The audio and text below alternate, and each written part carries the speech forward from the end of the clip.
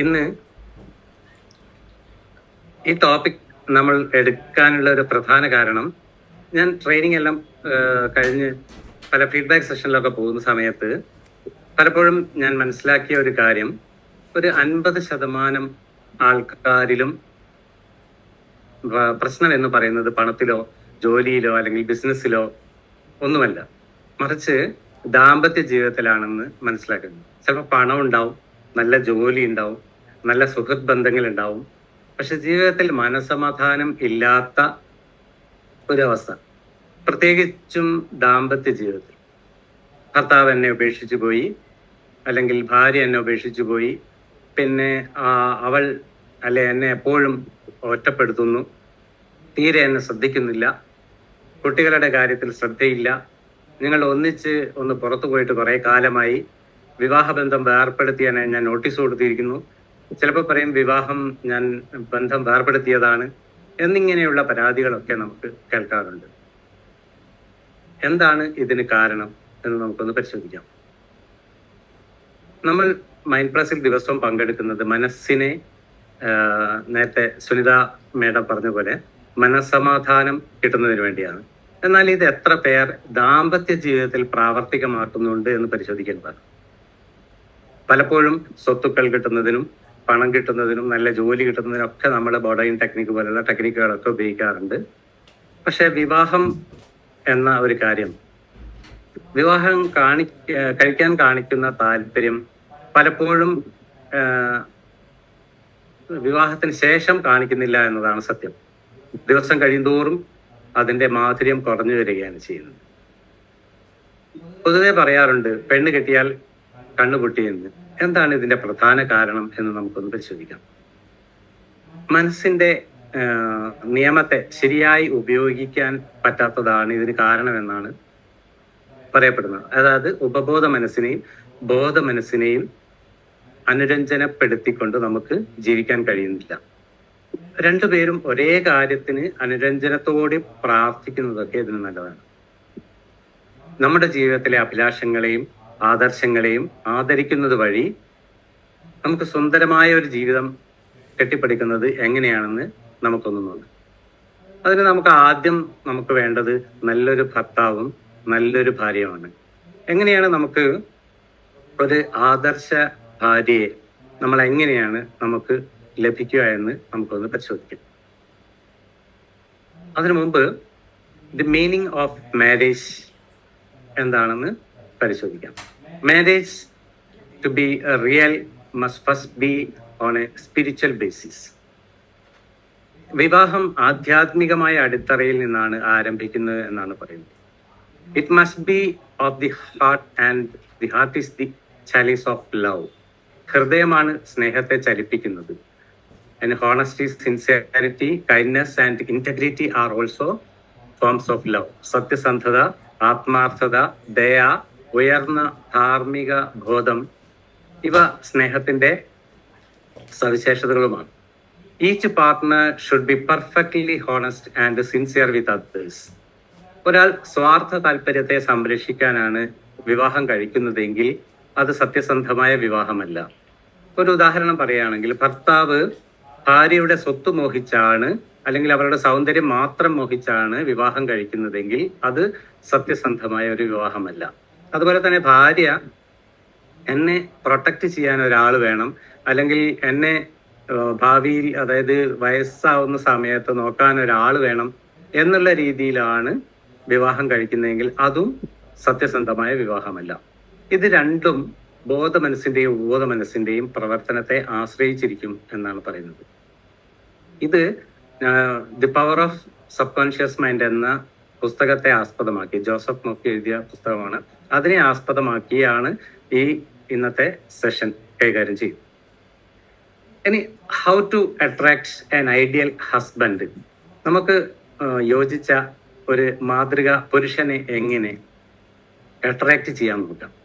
ഇത് തികച്ചും നിങ്ങളുടെ ഉപബോധ മനസ്സിലേക്ക് കൊടുക്കുന്ന ചിന്തകളെ ആശ്രയിച്ച് ചില എഫർമേഷൻസ് ഒക്കെ നമ്മൾ ജീവിതത്തിൽ നമ്മളിങ്ങനെ പ്രാവർത്തികമാക്കേണ്ടി വരും. ആദ്യത്തേത് പറയുന്നത്, I am now attracting a man into my experience who is honest, sincere, loyal, faithful, peaceful, happy and prosperous. ഞാൻ എൻ്റെ ജീവിതത്തിലേക്ക് സത്യസന്ധനും ആത്മാർത്ഥതയുള്ളവനും വിശ്വസ്തനും സമാധാനപ്രേമിയും സന്തോഷമുള്ളവനും അഭിവൃദ്ധിയുള്ളവനുമായ ഒരു പുരുഷനെ കൊണ്ടുവരാൻ ആഗ്രഹിക്കുന്നു എന്ന് മനസ്സിൽ, അതായത് നമ്മൾ കോൺഷ്യസ് മൈൻഡിൽ നിന്ന് സബ് കോൺഷ്യസ് മൈൻഡിലേക്ക് കൊടുക്കുന്ന ഒരു സജഷനാണ്. അപ്പൊ നമുക്ക് വിവാഹം കഴിഞ്ഞ ആൾക്കാർക്കാണെങ്കിലും ആ ഭർത്താവിൽ മാറ്റം വരുന്നത് നമുക്ക് കാണുവാൻ സാധിക്കും. ഇത് ശരിക്കും വിവാഹം കഴിക്കുന്നതിന് മുമ്പ് പറയേണ്ട ഒരു അഫർമേഷനും കൂടിയാണ്. I know I can contribute to his peace and happiness. എൻ്റെ പുരുഷന്റെ സമാധാനത്തിനും സന്തോഷത്തിനും പങ്കുവഹിക്കാനാകുമെന്ന് ഞാൻ മനസ്സിലാക്കുന്നു എന്ന് പറയാം. He loves my ideals and love his ideals. ഞാൻ അദ്ദേഹത്തിന്റെ ആദർശങ്ങളെ ഇഷ്ടപ്പെടുകയും ഞാൻ അതുപോലെ തന്നെ എൻ്റെ ആദർശങ്ങളെ അവർ ഇഷ്ടപ്പെടുകയും ചെയ്യുന്നു എന്ന് വേണമെങ്കിൽ പറയാം. He does not want to make me over, neither do I want to make him over. ഞാൻ അദ്ദേഹത്തെ പുനർനിർമ്മിക്കാനോ എന്നെ പുനർനിർമ്മിക്കാനോ അവർ ആഗ്രഹിക്കുന്നില്ല എന്ന് പറയാം. There is mutual love, freedom and respect. ഞങ്ങൾ തമ്മിൽ പരസ്പര സ്നേഹവും സ്വാതന്ത്ര്യവും ബഹുമാനവും ഉണ്ട് എന്ന് പറയാം. ഇതൊക്കെ ഒരു ഐഡിയൽ ഹസ്ബൻഡ്. ഇനി അങ്ങനത്തെ അതുപോലെ തന്നെ ഒരു ഐഡിയൽ വൈഫിനെ എങ്ങനെയാണ് നമ്മൾ അട്രാക്ട് ചെയ്യാം നോക്കാം. അതിലും she spiritual, loyal, faithful, harmonious, peaceful and happy. അവൾക്ക് സ്നേഹം, പ്രകാശം, സമാധാനം, സന്തോഷം ഇവ പ്രദാനം ചെയ്യുവാൻ കഴിയുമെന്ന് മനസ്സിലാക്കുക. We are irresistibly attracted to each other. ഞങ്ങൾ നിരസിക്കാൻ കഴിയാത്തവണ്ണം പരസ്പരം ആകർഷിക്കപ്പെടുന്നു എന്ന് പറയാം. ഇത് ചില അഫർമേഷൻസ് സബ് കോൺഷ്യസ് മൈൻഡിലേക്ക് കൊടുക്കുന്ന സജഷൻസ് ആണ്. Only that which belong to love, truth and beauty can enter my experience. സ്നേഹത്തിനും സത്യത്തിനും സൗന്ദര്യത്തിനും സ്വന്തമായിട്ടുള്ളതിന് മാത്രമേ എൻ്റെ അനുഭവ ലോകത്തേക്ക് പ്രവേശിക്കാൻ പറ്റുള്ളൂ എന്നതാണ്. I accept my ideal companion now. ഞാൻ എൻ്റെ ആദർശ കൂട്ടുകാരിയെ സ്വീകരിക്കുന്നു. ഇങ്ങനെയുള്ള അഫർമേഷൻസിനെ നമ്മളെ ഉപബോധ മനസ്സിലേക്ക് അയക്കുന്ന സമയത്ത് നമ്മളെ ബന്ധം ദൃഢപ്പെടുകയാണ് ചെയ്യുന്നതെന്ന് മനസ്സിലാക്കുക. ഇനി നമ്മൾ വിവാഹം കഴിച്ചു കഴിഞ്ഞാൽ ചില കാര്യങ്ങൾ നമുക്ക് എപ്പോഴും ഡ്രിഫ്റ്റിംഗ് ഇൻ ടു ഡിവോഴ്സ്, നമ്മുടെ ഒരു ഡിവോഴ്സിലേക്ക് പോകുന്ന ഒരു പ്രവണത കാണുന്നത് എങ്ങനെയാണെന്ന് വെച്ചാൽ ഈ 4 കാര്യങ്ങൾ കൊണ്ടാണ് മിക്കവാറും വരാറുള്ളത്. ഒന്ന്, നാഗിങ് വൈഫ്. നാഗിങ് വൈഫ് എന്ന് വെച്ചാൽ അടിക്കടി കുറ്റപ്പെടുത്തുന്ന, ഭർത്താവിനെ എപ്പോഴും കുറ്റപ്പെടുത്തുന്ന ഒരു ഭാര്യ ഭർത്താവിനെ കുറ്റപ്പെടുത്തുന്ന ഒരു സ്വഭാവക്കാരിയായി മാറുന്നതിന്റെ പ്രധാന കാരണം അവൾക്ക് വേണ്ടത്ര ശ്രദ്ധ കിട്ടാതെ വരുമ്പോഴാണ്. സ്നേഹം കിട്ടാൻ വേണ്ടി അവൾ ന്യായപൂർണമായ ആഗ്രഹം അവരുടെ കുറ്റപ്പെടുത്തുകളിലൂടെ പ്രകടിപ്പിച്ചുകൊണ്ടിരിക്കും. അപ്പോൾ ആ ജീവിത പങ്കാളി അവളിൽ നിന്നും അകലുകയാണ് ചെയ്യുന്നതെന്ന് നാം മനസ്സിലാക്കണം. നിങ്ങൾ കൂടുതൽ ഭാര്യയെ ശ്രദ്ധിക്കുന്നു എന്ന തോന്നൽ അല്ലെങ്കിൽ തോന്നലുകൾ അവളിൽ ഉണ്ടാക്കുകയും അവ കുറ്റപ്പെടുത്തുകളിൽ നിന്നൊക്കെ മാറി നിൽക്കുവാൻ സാധിക്കുകയൊക്കെ ചെയ്തു കഴിഞ്ഞാൽ അതുപോലെ തന്നെയാണ് താഴ്ന്ന നിലവാരമുള്ള സംസാര രീതിയൊക്കെ ഒഴിവാക്കുക. അങ്ങനെ ചെയ്യുന്ന സമയത്ത് ദാമ്പത്യ ജീവിതത്തിൽ ഒരു പങ്കാളിയുടെ കൊച്ചു കൊച്ചു കുറ്റങ്ങൾ കണ്ടുപിടിക്കുന്ന സ്വഭാവം ഇതൊക്കെ ഒഴിവാക്കി കഴിഞ്ഞാൽ ദൃഢബന്ധത്തിന് ആക്കം കൂട്ടുന്ന പറയാം. അപ്പൊ നമ്മൾ എപ്പോഴും ഭാര്യയെ കുറ്റപ്പെടുത്തുന്നതിന് അവളെ ശ്രദ്ധ കിട്ടാൻ വേണ്ടിയിട്ടാണ് അവരടിക്കടിക്ക് ഒരു കുറ്റപ്പെടുത്തുന്ന ഭാര്യയായിട്ട് മാറുന്നത്.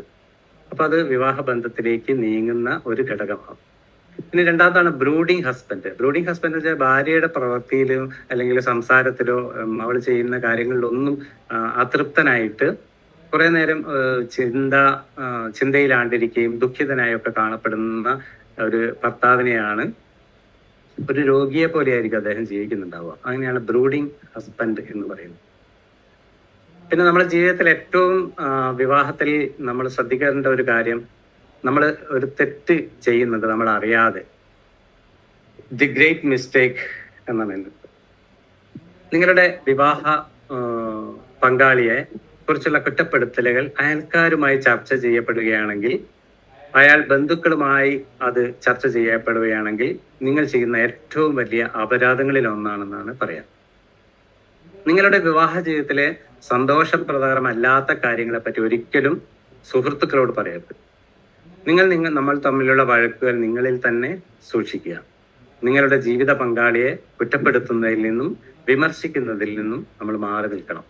എപ്പോഴും ഫ്രണ്ട്സിനൊക്കെ കാണുന്ന സമയത്ത് എന്താ ഒരു മൂഡ് ഔട്ട് എന്ന് ചോദിക്കുന്ന സമയത്ത് അത് ഈ പ്രശ്നങ്ങളാണ്, അവൾ ഇങ്ങനെയാണ്, അവൻ ഇങ്ങനെയാണ് എന്നൊക്കെ പറഞ്ഞിട്ട് കുറ്റപ്പെടുത്തലുകൾ, ഇത് ഏറ്റവും നമ്മൾ അറിയാതെ അതൊരു ഡൈവേഴ്സിലേക്ക് മൂവ് ചെയ്യുന്ന ഒരു ഘടകമാണ്. ഇനി do not try to recreate your spouse. നിങ്ങളുടെ പങ്കാളിയെ പുനർനിർമ്മിക്കാൻ ശ്രമിക്കരുത്. ഞാൻ ആഗ്രഹിക്കുന്ന പോലെ അവൻ അല്ലെങ്കിൽ അവൾ സ്വഭാവത്തെ അല്ലെങ്കിൽ പെരുമാറ്റത്തെ മാറ്റുമെന്ന് ചിന്തിക്കരുത്. എങ്കിൽ നിങ്ങളുടെ വിവാഹ ബന്ധനത്തിൽ ബുദ്ധിമുട്ടുകൾ നേരിടേണ്ടി വരും. പലപ്പോഴും നമ്മൾ കാണാറുണ്ട്, എൻ്റെ ഭാര്യ ഇങ്ങനെയാണ്, ഇപ്പൊ പോകണ്ട, അതിന് പോകണ്ട, ജോലിക്ക് പോകണ്ട എന്ന് പറയും. ചിലപ്പോൾ ജോലിക്ക് പോകാൻ ഇഷ്ടമുണ്ടാവും. അങ്ങനെ പല കാര്യങ്ങൾക്കും ഒരു തടസ്സം നിൽക്കുന്ന ഭാര്യയോ ഭർത്താവോ ഉണ്ടെങ്കിൽ അതും നമ്മൾ ഈ ഡിവോഴ്സിലേക്ക് മൂവ് ചെയ്യുന്ന ഒരു ഘടകമാണ്. ഇനി ഇതിന് കുറെ പ്രാക്ടിക്കൽ ടെക്നിക്കൊക്കെ നമുക്ക് ഉപയോഗിക്കാം. നല്ല ബന്ധം നമ്മളിലേക്ക് ആകർഷിക്കപ്പെടുന്നു. ഈ ടെക്നിക്കൽ ഏതാണ്ട് ജോസഫ് മഫിയുടെ പുസ്തകത്തിൽ തന്നെ 12ഓളം ടെക്നിക്കുകൾ പറഞ്ഞിട്ടുണ്ട്. അതിൽ ഈ ദാമ്പത്യവുമായി ബന്ധപ്പെട്ട് ഏറ്റവും ഉപയോഗിക്കാൻ പറ്റുന്ന 5 പ്രാക്ടിക്കൽ ടെക്നിക്ക് നമ്മുടെ ജീവിതത്തിൽ ഉപയോഗിക്കുന്നത് നല്ലത്. ഒന്ന് വിഷ്വലൈസേഷൻ ടെക്നിക്കാണ്. വിഷ്വലൈസേഷൻ ടെക്നിക്ക് എന്ന് പറയുന്ന സമയത്ത് നമുക്കറിയാം എന്താണ് വിഷ്വലൈസേഷൻ ടെക്നിക്ക്. നമ്മൾ എന്താണോ ആഗ്രഹിക്കുന്നത് അതൊരു വിഷ്വലൈസ് ചെയ്യാം. അപ്പൊ അതിന്റെ ഭാഗമായിട്ട് നമ്മുടെ വീട്ടിൽ സിറ്റ് ഔട്ടിലും ബെഡ്റൂമിലും ഒക്കെ എന്ത് ചെയ്യാന്ന് വെച്ചാൽ നമ്മളുടെ ഹാപ്പിയസ്റ്റ് മൂമെന്റ് ഉള്ള ഒരു ഫോട്ടോസ് ഒക്കെ എടുത്തിട്ട് വെക്കുന്നത് നല്ലതാണ്. ഭാര്യയും മക്കളും ഒക്കെ ആയിട്ട് നന്നായിട്ട് സന്തോഷത്തോടെ ചിരിച്ചുകൊണ്ടിരിക്കുന്ന നല്ല ഫോട്ടോസ് ഒക്കെ വെച്ച് കഴിഞ്ഞാൽ അത് ദിവസവും സബ് കോൺഷ്യസ് മൈൻഡിലേക്ക് ഇങ്ങനെ കാണുകയും അത് നമുക്ക് വിവാഹ ബന്ധം ദൃഢമാക്കാൻ സഹായിക്കും. അതുപോലെ തന്നെയാണ് മെന്റൽ മൂവി ടെക്നിക്ക്. മൂവി നമുക്കറിയാം അല്ലേ, ഒരു സിനിമ കാണുന്ന പോലെ കാണുക. നമ്മുടെ ജീവിതം ഒരു മെന്റൽ മൂവി കാണുന്നതിന് ഉദാഹരണം പറയുകയാണെങ്കിൽ, ഞാൻ വീട്ടിലേക്ക് വരുന്ന സമയത്ത് എൻ്റെ ഭാര്യ എന്നെ കാത്തു നിൽക്കുന്നു, സ്വീകരിക്കുന്നു, അവൾ പുഞ്ചിരിയോടുകൂടി എന്നെ ഹഗ് ചെയ്യുന്നു, കുട്ടികളെല്ലാം ഓടി വരുന്നു. അപ്പൊ അതുപോലെ തന്നെ ഭാര്യ വരുന്ന സമയത്തും ഭർത്താവ് പിന്നെ അവളെ സ്വാഗതം ചെയ്യുന്നു, ചിരിക്കുന്നു, ഒരുമിച്ചിരുന്ന് TV കാണുന്നു, മൂവി കാണുന്നു, പുറത്ത് ടൂർ പോകുന്നു. ഇങ്ങനെയുള്ള കാര്യങ്ങളൊക്കെ നമ്മളൊരു മൂവി, നിങ്ങൾ എന്താണോ ഒരു കുടുംബ ബന്ധത്തിൽ ആഗ്രഹിക്കുന്നത്, ഈ കാര്യങ്ങളൊക്കെ ഒരു മൂവി കാണും പോലെ ദിവസവും കാണും. അല്ലെങ്കിൽ ഇടയ്ക്കിടയ്ക്കൊക്കെ കണ്ടാലും ഇത് സബ് കോൺഷ്യസ് മൈൻഡ് ആക്സെപ്റ്റ് ചെയ്യും, അത് നടപ്പിൽ വരുത്തുകയും ചെയ്യും. അതുപോലെ തന്നെ ബഡോയിൻ ടെക്നിക്ക് നമുക്ക് എല്ലാവർക്കും അറിയാം. അത് അറിയാത്ത ആരും ഉണ്ടാവില്ല. പലരും ജോയിൻ ചെയ്ത് തന്നെ ബഡോയിൻ ടെക്നിക്കിന്റെ ഫലം കിട്ടിയത് കൊണ്ടാണ്. അപ്പൊ ബഡോയിൻ ടെക്നിക്ക് പറയുന്ന സമയത്ത് അത് ഫാമിലിയിൽ ഉപയോഗിക്കുന്ന സമയത്ത് നേരത്തെ മെന്റൽ മൂവി പോലെ നമ്മൾ എങ്ങനെയാണ് നിങ്ങളുടെ ജീവിതം രൂപപ്പെടേണ്ടത് എന്നുള്ളതിന്റെ ഒരു മൂവി അല്ലെങ്കിൽ ഒരു കഥ ഉണ്ടാക്കിയതിന് ശേഷം അതിനെ ഒരു സ്റ്റേറ്റ്മെന്റ് ഉണ്ടാക്കുക, ചെറിയൊരു സ്റ്റേറ്റ്മെന്റ് ഉണ്ടാക്കി അത് ആവർത്തിച്ച് പറയുക എന്നാണ്. അപ്പം സബ് കോൺഷ്യസ് മൈൻഡിന് മനസ്സിലാകണം, ഇപ്പം ഒരു അഫർമേഷൻ പറയുകയാണെങ്കിൽ, ഈ പ്രപഞ്ചത്തിന്റെ അനുഗ്രഹത്താൽ എൻ്റെ ദാമ്പത്യ ജീവിതം അനുനിമിഷം അഭിവൃദ്ധിപ്പെട്ടുകൊണ്ടിരിക്കുന്നു എന്ന് പറയാം. അപ്പൊ ആ സമയത്ത് സബ് കോൺഷ്യസ് മൈൻഡിന് സംശയം ഉണ്ടാവാതിരിക്കാൻ വേണ്ടി ഒരു കഥ നമ്മൾ ആദ്യം എങ്ങനെയാണ് അഭിവൃദ്ധിപ്പെടേണ്ടത് എന്ന് നമ്മളൊരു മെസ്സേജ് സബ് കോൺഷ്യസ് മൈൻഡിന് കൊടുക്കുക. ആ ടെക്നിക്കാണ്. ഇതിന്റെ അവസാനം നമുക്ക് എല്ലാവർക്കും അറിയുന്ന പോലെ it is finished in divine order. അപ്പൊ പ്രപഞ്ചത്തിന്റെ അനുഗ്രഹത്താൽ എൻ്റെ ദാമ്പത്യ ജീവിതം അനുനിമിഷം അഭിവൃദ്ധിപ്പെട്ടുകൊണ്ടിരിക്കുന്നു എന്ന് എഴുതുക, പറയുക, എന്നിട്ട് it is finished in divine order എന്ന് പറയാം. ഇത് പ്രപഞ്ച കൽപ്പനയാൽ തീർപ്പാക്കപ്പെട്ടിരിക്കുന്നു എന്ന് പറയാം. അപ്പൊ അത് ശരിക്കും ബോഡോയിൻ ടെക്നിക്ക് നമുക്ക് എല്ലാവർക്കും അറിയാം. അത് ജീവിതത്തിൽ പ്രാവർത്തികമാക്കാൻ വളരെ എളുപ്പമുള്ള ഒരു ടെക്നിക്കും കൂടിയാണ്. അതുപോലെ തന്നെയാണ് സ്ലീപ്പിംഗ് ടെക്നിക്ക്. ഏറ്റവും നല്ലൊരു ടെക്നിക്കാണ്. നമ്മൾ ഈ കാര്യങ്ങളൊക്കെ ചെയ്യുന്നത് എപ്പോഴാണെന്നുള്ളൊരു സംശയം വരും. അപ്പൊ ഉറങ്ങാൻ പോകുന്നതിന് തൊട്ട് മുൻപ് ചെയ്യുകയാണെങ്കിൽ ഇത് കുറച്ചുകൂടി എഫക്റ്റീവ് ആയിരിക്കും. നമുക്കറിയുന്ന കാര്യം തന്നെയാണ്, പക്ഷെ ഇത് പ്രയോഗിക്കണം എന്ന് പറയാൻ വേണ്ടി മാത്രമാണ് ഇവിടെ കാണിക്കുന്നത്. സ്ലീപ്പിംഗ് ടെക്നിക്ക് നമ്മളിപ്പം ഈ പ്രപഞ്ചത്തിന്റെ അനുഗ്രഹത്താൽ എൻ്റെ ദാമ്പത്യം ജീവിതം നിമിഷം അഭിവൃദ്ധിപ്പെട്ടുകൊണ്ടിരിക്കുന്നു, അല്ലെങ്കിൽ മെന്റൽ മൂവി കാണുകയോ, ഇതൊക്കെ it is finished in divine order എന്നൊക്കെ പറഞ്ഞിട്ട് നമ്മൾ കിടക്കുന്ന സമയത്ത് നമ്മുടെ ഉപബോധ മനസ്സ് ഒരിക്കലും റെസ്റ്റ് എടുക്കുന്നില്ല എന്ന് നമുക്കറിയാം അല്ലെ. അതെപ്പോഴും നമ്മളെ ഉണർന്നിരിക്കുകയാണ്. ബോധ മനസ്സ് നമ്മൾ ഉറങ്ങുമ്പോഴും അതും ഉറങ്ങും. അതേസമയത്ത് ഈ സ്ലീപ്പിംഗ് ടെക്നിക്ക് കൊടുത്ത് ഒരു മെസ്സേജ് നമ്മുടെ സബ് കോൺഷ്യസ് മൈൻഡിന് കൊടുത്തിട്ട് നമ്മൾ ഉറങ്ങുന്ന സമയത്ത് അത് നമ്മൾ എന്ത് മെസ്സേജ് ആണോ അവസാനമായി കൊടുത്തത് അതിനു വേണ്ടി അത് പ്രവർത്തിക്കും എന്നുള്ള ടെക്നിക്കാണ് ഇവിടെ വർക്ക് ചെയ്യുന്നത്. അപ്പൊ ആ സ്ലീപ്പിംഗ് ടെക്നിക്ക് ഉപയോഗിക്കുന്നത് വഴി നമ്മുടെ ജീവിതം മനോഹരമാക്കാനും നമുക്ക് സാധിക്കും. എന്നുവെച്ചാൽ സബ് കോൺഷ്യസ് മൈൻഡ് നിങ്ങൾ ആഗ്രഹിക്കുന്ന കാര്യങ്ങളിലേക്ക് അത് പ്രാവർത്തികമാക്കാൻ ശ്രമിച്ചുകൊണ്ടിരിക്കും.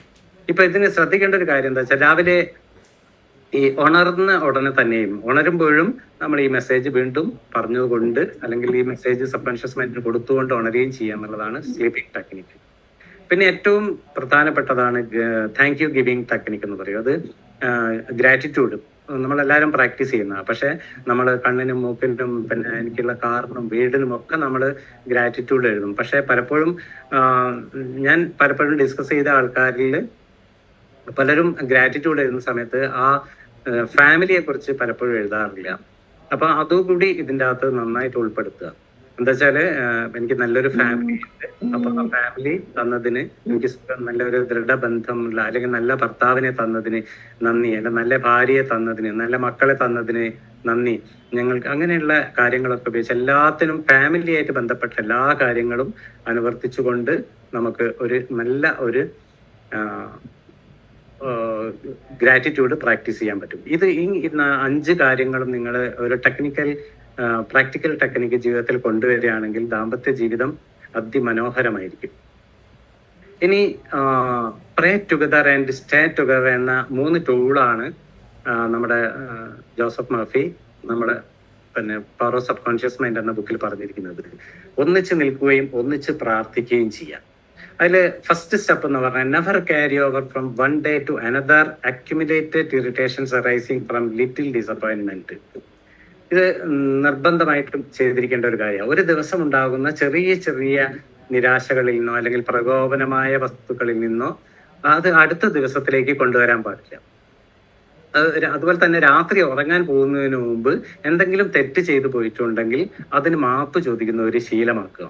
ഞാൻ ചെയ്തതിന് ഐ എം സോറി എന്ന് പറയാം. സ്നേഹം നിറഞ്ഞ ചിന്തകളെ ഉപബോധ മനസ്സിലേക്ക് അയക്കാൻ എപ്പോഴും ശ്രദ്ധിച്ചുകൊണ്ടിരിക്കുക. ഇതാണ് ഫസ്റ്റ് സ്റ്റെപ്പ് എന്ന് പറയുന്നത്. ഇനി second step, say grace at breakfast. Give thanks for the wonderful food, for your abundance and for all your blessings. നമ്മൾ പ്രഭാത ഭക്ഷണം കഴിക്കുന്ന സമയത്ത് പരസ്പരം ഒരു ബഹുമാനം ഉണ്ടാവുകയും ആ ഭക്ഷണം അതിന് കുറ്റം, ഇതിന് ഉപ്പില്ല, മുളകില്ല, പിന്നെ ഇത് കരിഞ്ഞുപോയി എന്നൊക്കെ പറയുന്നതിന് പകരം ഇറ്റ് ഈസ് ഡിലീഷ്യസ് എന്ന് പറഞ്ഞ് ശീലിക്കുക. ഭക്ഷണം കഴിക്കുന്ന സമയത്ത് പ്രത്യേക ശ്രദ്ധിക്കേണ്ട ഒരു കാര്യം, നമ്മൾ ഒരിക്കലും പ്രശ്നങ്ങളോ തർക്കങ്ങളോ ശല്യങ്ങളോ ഒന്നും കടന്നു വരാതെ നമ്മൾ സൂക്ഷിക്കണം. ഭാര്യയോടായാലും ഭർത്താവിനോടായാലും അവർ ചെയ്ത കാര്യങ്ങൾ ചെറിയ ചെറിയ കാര്യങ്ങളാണെങ്കിലും അവരെ അഭിനന്ദിക്കുക. അതൊക്കെ ഈ സമയത്ത് ചെയ്യുകയാണെങ്കിൽ അത് സ്നേഹത്തോടു കൂടി ചെയ്യുകയും ചെയ്യാം. അങ്ങനെ ചെയ്യുന്ന സമയത്ത് നമ്മളുടെ ഈ ബന്ധം ദൃഢമാകും. അതാണ് സെക്കൻഡ് സ്റ്റെപ്പ്. ഇനി തേർഡ് സ്റ്റെപ്പ് എന്ന് പറയുന്നത് the husband and wife should alternate in praying each night show your appreciation and love. നിങ്ങളെ ജീവിത പങ്കാളി ആരായാലും എന്ത് തെറ്റ് ചെയ്താലും അവരൊരു കുറ്റം ചെയ്ത ആളാണെന്ന് വിധിക്കുന്നതിന് മുമ്പ് അവർ ചെയ്ത നല്ല കാര്യങ്ങൾക്ക് അവരെ അപ്രീഷിയേറ്റ് ചെയ്യും. അതൊരു ശീലമാക്കുക. It's good. നിങ്ങൾ എന്ത് കാര്യം ചെയ്തു വന്നാലും അതിനെ അപ്രീഷിയേറ്റ് ചെയ്യുന്ന ഒരു ശീലം നമ്മളിൽ ഉണ്ടാക്കുക. പിന്നെ വേറൊരു കാര്യം ചെയ്യേണ്ടത്, എന്താണ് റിയാലിറ്റി എന്ന് തിരിച്ചറിയാം. നമ്മൾ വിചാരിക്കുന്ന പോലെ ആയിരിക്കില്ല ചിലപ്പോൾ ജീവിതം സാഹചര്യങ്ങളും. എന്താണ് അതിന്റെ റിയാലിറ്റി എന്ന് തിരിച്ചറിയുകയും അത് പരിശീലിക്കുകയും ചെയ്യുമ്പോൾ നിങ്ങളുടെ വിവാഹബന്ധം കൂടുതൽ അഭിവൃദ്ധിയുള്ളതായി മാറുകയും അത് വർഷങ്ങളോളം അനുഗ്രഹീതമായി തീരുകയും ചെയ്യും എന്നാണ് ജോസഫ് മർഫി പറഞ്ഞിരിക്കുന്നത്. അപ്പൊ ഈ 3 സ്റ്റെപ്പുകളും നമ്മുടെ ജീവിതത്തിൽ ഉപയോഗിക്കുക. എന്നിട്ട് അത് ഉപയോഗിച്ചതിന് ശേഷം വളരെ മനോഹരമായിട്ടുള്ള അല്ലെങ്കിൽ അഭിവൃദ്ധിയുള്ള ഒരു ജീവിതം നയിക്കുക. അപ്പം നേരത്തെ പറഞ്ഞ ടെക്നിക്കുകളൊക്കെ ഉപയോഗിക്കുക. Thank you.